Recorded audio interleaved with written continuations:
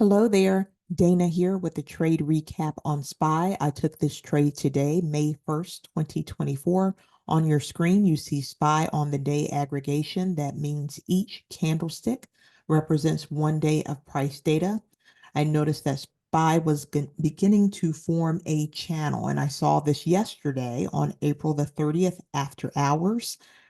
With the channel, the top line tends to form a resistance and the bottom line tends to form a support. I usually look for 3 points of connection, 3 at the top or 3 at the bottom.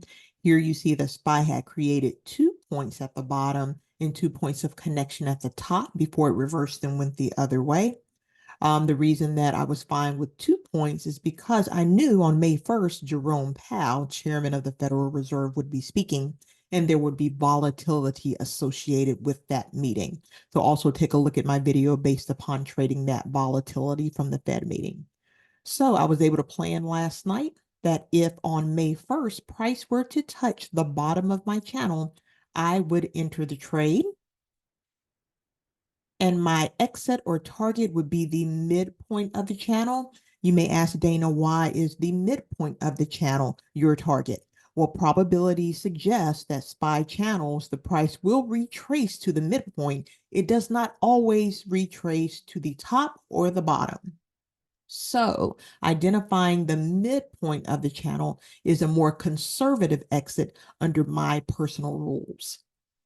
Also, I identified, according to my rules, this is a potential $5 move on SPY. So that's a good move, specifically associated with an options contract. And then we also need a stop loss plan. We know that trading is about probabilities. We do our research and we plan, but anything can happen. So with a stop loss plan, we're able to minimize our losses. My stop loss plan was if on the day price were to close below the channel, I would exit any contracts I was in. You may ask, Dana, why? Why would you exit if price closed below the channel? Well, if price closed down here below the channel, that suggests to me that the channel is no longer good. Remember, we said this bottom line tends to form a support for the channel.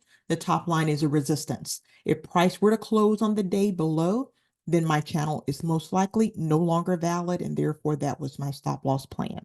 So let's see how the trade unfolded on May the 1st. Here we go. Price open and it touched the bottom of the channel. So in accordance with my plan, I purchased call contracts. I purchased the May 3rd expiration, $503 call at about $301 per contract. I bought multiple contracts here in according with my own position sizing. So you may ask, Dana, why the 503 call? So remember, I said this is about $5 of opportunity that I am attempting to target. Well, at entry, price was around 501. I'm targeting around 507. 503, this strike price would fall in the middle between current price and the price I'm targeting. That gives me a better probability of actually making money on this contract or at least expiring in the money. So let's see what happened. After I bought my contracts, the next hour of the day, see, SPY's not doing too much. Here we go.